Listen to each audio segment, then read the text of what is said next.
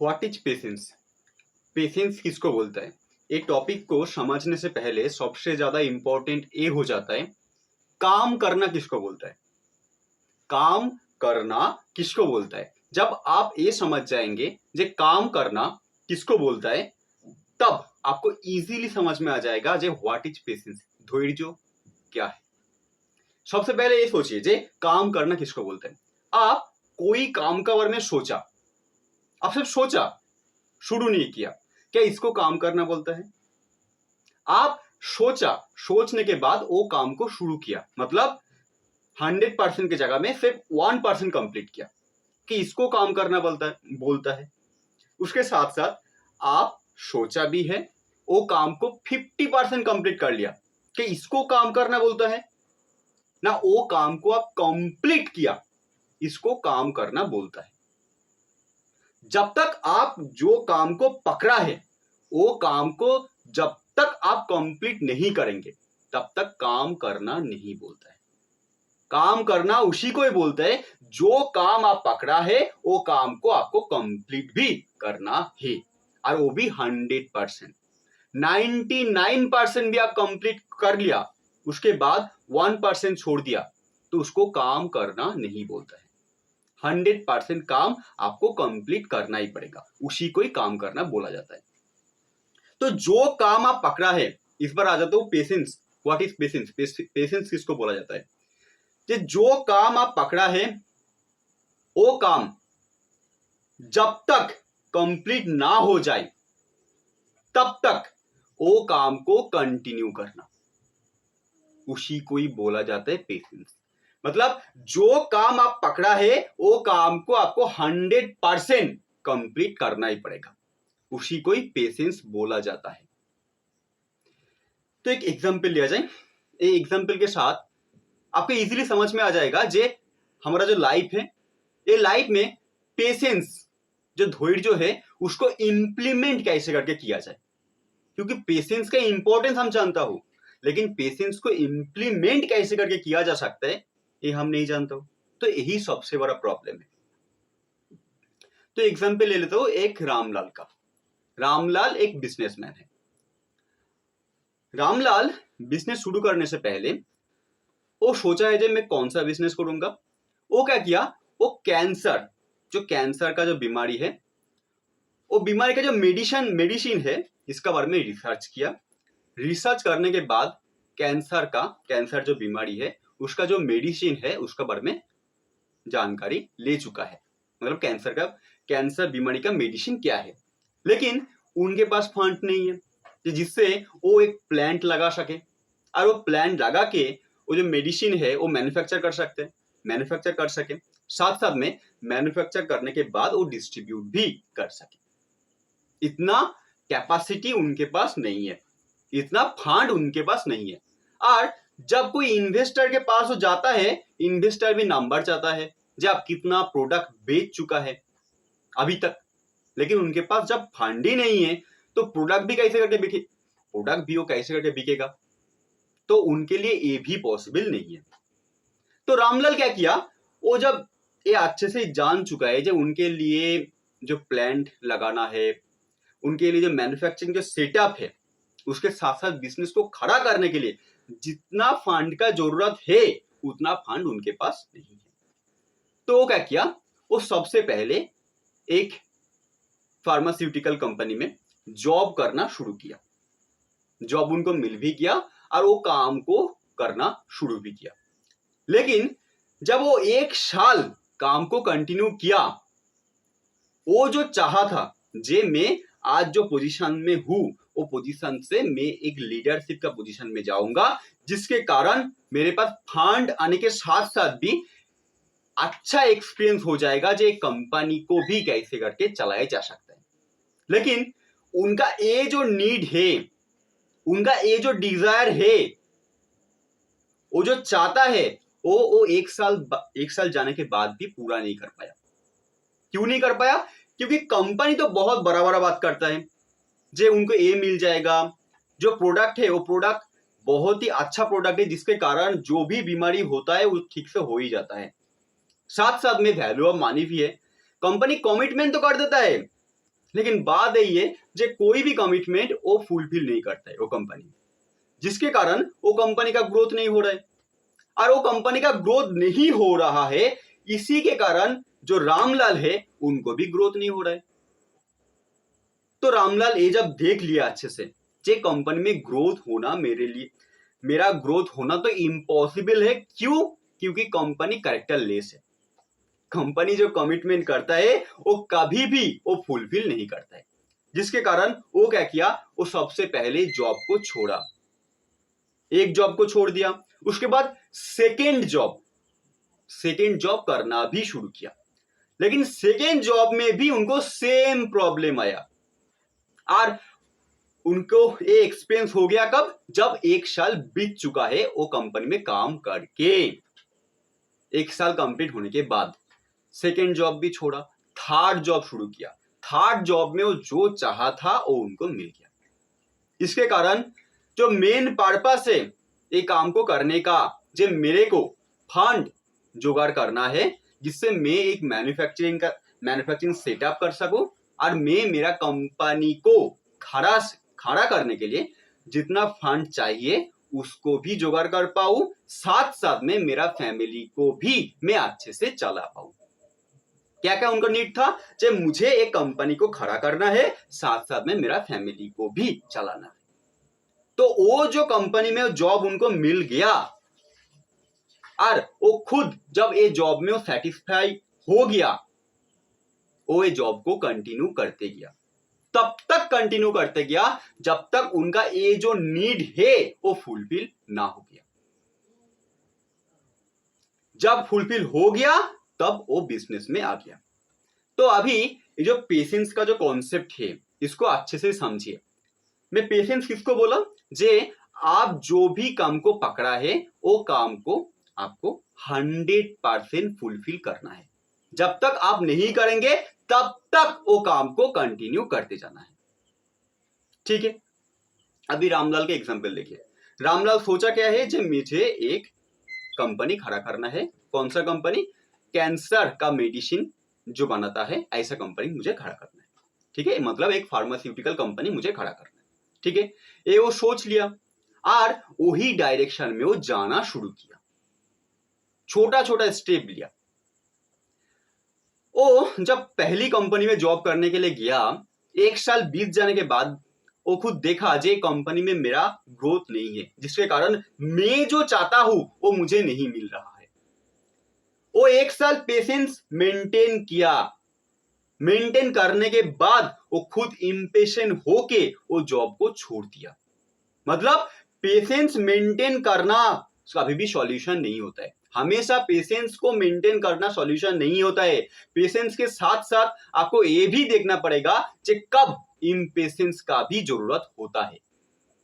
जब आप जो चाहता है वो आपको नहीं मिल रहा है तब आपको इम्पेशेंस होना है, उस टाइम पेशेंस मेंटेन नहीं करना है।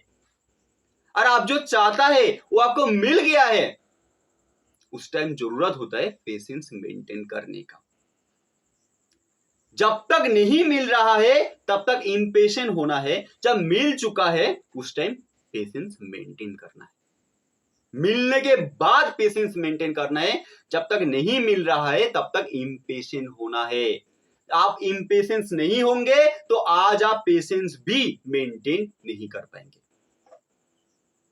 तो ये गया एक वर्किंग प्रोफेशनल का लाइफ, जो उनको जो जॉब उनको मिल चुका है वो जॉब में ऐसा नहीं बैठे रहना है, कंफर्ट जोन के अंदर आ जाना है। उनको उसके साथ साथ दूसरे जॉब के लिए ट्राई भी करना है, जब वो खुद वो जॉब में सेटिस्फाइड नहीं होगा।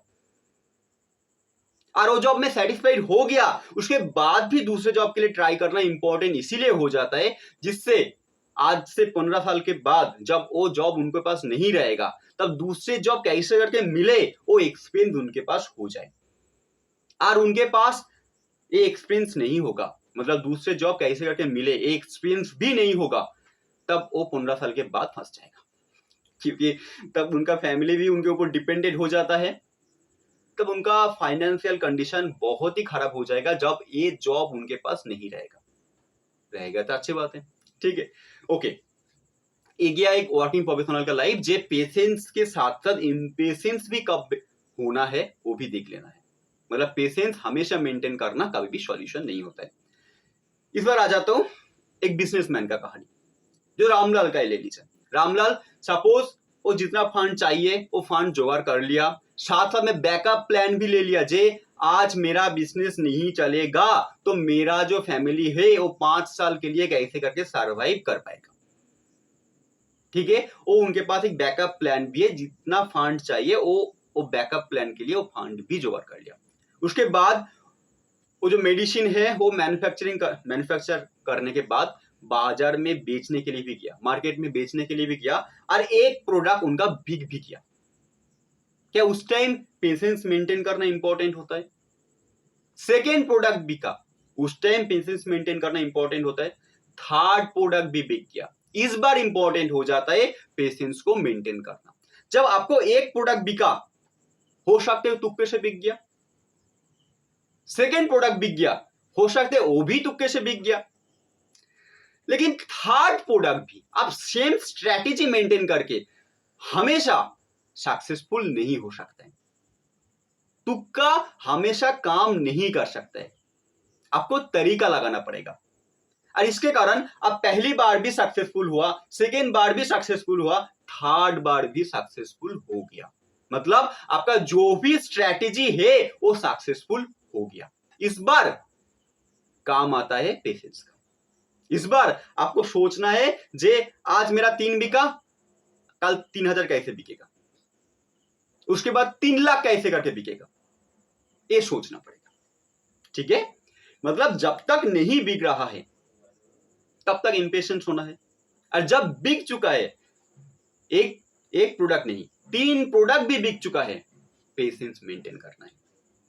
उसके बाद पेशेंस मेंटेन करके सीखना है, जे मुझे आगे कैसे करके बढ़ना है। ठीक है, एक क्लियर हो गया, जो एक बिजनेसमैन पेशेंस का जो फॉर्मूला है वो कैसे करके इंप्लीमेंट कर सकता है। इम्पेशेंस कब होना है? जब प्रोडक्ट नहीं बिक रहा है, उस टाइम स्ट्रेटेजी बदलना है, जो करना है वो कीजिए। ठीक है, हो सकता है कुछ इंप्रूवमेंट करना पड़ता है प्रोडक्ट एंड सर्विस के अंदर, हो सकता है स्ट्रेटेजी को ही बदलना पड़ता है, वो भी कीजिए, कोई प्रॉब्लम नहीं। लेकिन जब एक बार बिक चुका है उस टाइम पेशेंस मेंटेन कीजिए, कुछ भी मत बदलिए, आगे बढ़िए, अगला स्टेप देखिए। ठीक है, तो एक बिजनेसमैन कैसे करके जो पेशेंस का जो कॉन्सेप्ट है इसको कैसे करके इंप्लीमेंट कर सकते हैं ये भी समझ गया। स्टूडेंट कैसे करके करेगा? सपोज कोई एक स्टूडेंट वो एंट्रेंस एग्जाम का प्रिपरेशन ले रहा है। ठीक है, फर्स्ट बार एग्जाम दिया, उस टाइम उनको एग्जाम क्रैक नहीं हुआ, लेकिन वो समझ गया जे मेरा गलती का हुआ था, तो इंप्रूव किया, अगले बार एग्जाम दिया, थोड़ा सा पास पहुंचा, इंप्रूव किया। ठीक है, इस बार भी देखा गलती क्या हुआ था, इंप्रूव किया, फिर से एग्जाम दिया, थोड़ा सा पास पहुंचा, फोर्थ टाइम इंप्रूव करके जब एग्जाम दिया, उस बार हाई प्रोबेबिलिटी होता है एग्जाम वो क्रैक कर ही लेगा। तो जब तक एग्जाम क्रैक नहीं हो रहा है तब तक इम्पेशेंस होना है, मतलब अपना स्ट्रेटेजी के अंदर चेंजेस लेके आना है, इंप्रूवमेंट कर रहे हैं आप, इंप्रूवमेंट करना है अपने आप को। ठीक है, लेकिन जब अब देख रहा है जो रिजल्ट आ गया, पेशेंस मेंटेन कीजिए। रिजल्ट आ रहा है तो पेशेंस, रिजल्ट नहीं आ रहा है इम्पेशेंट होना है।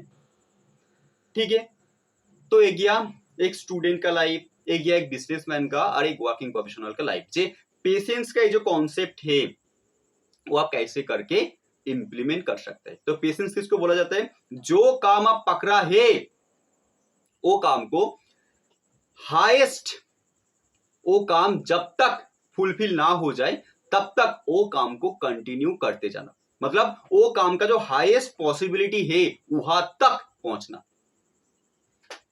तो ये जो हाईएस्ट पॉसिबिलिटी है इसको अच्छे से समझ लीजिए। सपोज एक बिजनेसमैन है, वो बिजनेसमैन सपोज जो कैंसर का मेडिसिन बना चुका है, वो कैंसर का मेडिसिन उनके लिए बना चुका है जिनका मंथली इनकम 10 लाख के ऊपर है, जिसके कारण वो मंथ में एक कैंसर मेडिसिन के ऊपर 50,000 से भी ज्यादा इन्वेस्ट कर सकता है। लेकिन आप कुछ सोच के देखिए तो जिसका घर में मंथली इनकम 10,000 रुपीज होता है, क्या उनका घर में कैंसर का बीमारी नहीं होता है? आज उनका घर में कैंसर का बीमारी होगा तो कौन आके इलाज करेगा? आप खुद एक काम को नहीं कर रहा है, कल दूसरा कोई आदमी वो कैंसर का मेडिसिन बना लेगा और वो खुद ये सोच लेगा, जब वो काम को कंप्लीट कर लेगा तब आपको मार्केट से भगा देगा। आपका इतना दिन का मेहनत रातों राती खत्म हो जाएगा। तो आपको आगे बढ़ना ही है, ऐसा नहीं जब रिजल्ट आ रहा है उस टाइम बैठ के रह जाना है, उसको पेशेंस नहीं बोलता है। उस टाइम आगे बढ़ने को ही पेशेंस बोलता है। जो काम आप पकड़ा है वो काम जब तक कंप्लीट नहीं हो रहा है तब तक वो काम को कंटिन्यू करते जाना है। तो प्रोफेशनल लाइफ हो गया, इस बार आ जाता हूं पर्सनल लाइफ में। पर्सनल लाइफ में आप पेशेंस को कैसे करके मेंटेन कर सकते हैं। पर्सनल लाइफ में देख लीजिए, आपका जो मम्मी है, आपका जो पापा है, मतलब फादर है, मदर है, वो तो डिफॉल्ट है, ठीक है, मतलब उसको चाहे भी आप बदल नहीं सकता है, ठीक है। लेकिन आपका जो वाइफ है उनके साथ आपका शादी होता है, और हो सकता है कभी कभी आप खुद चूज करता है, नहीं तो आपका पेरेंट्स वो चूज कर देता है। इधर होता क्या है, जो आपका वाइफ है वो आपका टेक केयर नहीं करता है, मतलब वो आपको कुछ भी इंपॉर्टेंस नहीं देता है। हो सकता है आप उनको इंपॉर्टेंस नहीं देता है, मतलब आपका वाइफ भी आपको इंपॉर्टेंस नहीं देता है, और आप ये भी हो सकता है कि आप भी उनको इंपॉर्टेंस नहीं देता है। तो उस जगह में वो जो रिलेशनशिप है वो टिकेगा ही, ठीक है। मतलब दोनों एक दूसरे को इंपॉर्टेंस नहीं देगा तब कभी भी रिलेशनशिप टिकेगा नहीं। एक इंपॉर्टेंस दे रहा है, मतलब हस्बैंड इंपॉर्टेंस दे रहा है, वाइफ इंपॉर्टेंस नहीं दे रहा है, उस टाइम भी नहीं टिकेगा। वाइफ इंपॉर्टेंस नहीं दे रहा है, हस्बैंड इंपॉर्टेंस दे रहा है, उस टाइम भी नहीं टिकेगा। दोनों के इंपॉर्टेंस देना बहुत इंपॉर्टेंट है। तो जब एक दूसरे को अपने आप को इंपॉर्टेंस नहीं दे रहा है उस टाइम पेशेंस मेंटेन करना नहीं है, इंपेशेंट होना है। आपको एक्शन लेना है कि कैसे करके रिलेशनशिप को ठीक किया जाए, और रिलेशनशिप ठीक नहीं हो रहा है तो आपको बाहर आना है रिलेशनशिप से। उसके लिए भी एक्शन लेना जरूरी होता है, मतलब डिवोर्स करना भी कभी कभी सॉल्यूशन होता है। और इस बात देख रहे जो एक दूसरे को बहुत ही ज्यादा इंपॉर्टेंस देता है, मतलब एक दूसरे को टेक केयर करता है, तो रिलेशनशिप को मेंटेन करने के लिए जो करना चाहिए वो आपको करना ही पड़ेगा। वो रिलेशनशिप को मेंटेन करने के लिए जो आपको करना चाहिए वो आपको मेंटेन करना है। इस टाइम पेशेंस का रोल होता है, क्योंकि अब जब कोई रिलेशनशिप में आएंगे झगड़ा तो होगा ही होगा, ठीक है, सब कुछ होगा, लेकिन वो रिलेशनशिप में रहना कैसे है ये आपको सीखना है। उस टाइम रोल आता है पेशेंस का। तो इस बार ये वीडियो को सम अप करता हूं। ये वीडियो का मैसिव एक्शन प्लान यही है, जो पेशेंस के साथ साथ इम्पेशेंस भी कब होना है ये भी देख लीजिए। हमेशा पेशेंस मेंटेन करना हर एक चीज में इंपॉर्टेंट नहीं होता है, पेशेंस के साथ साथ इम्पेशेंस भी होना सॉल्यूशन होता है। तो पेशेंस के साथ साथ कब इंपॉर्टेंस कब इम्पेशेंस होना है ये समझने के लिए वीडियो को मिनिमम 3 से 4 बार देखते जाइए। तो थैंक यू सो मच ये पूरा वीडियो को देखने के लिए, थैंक यू।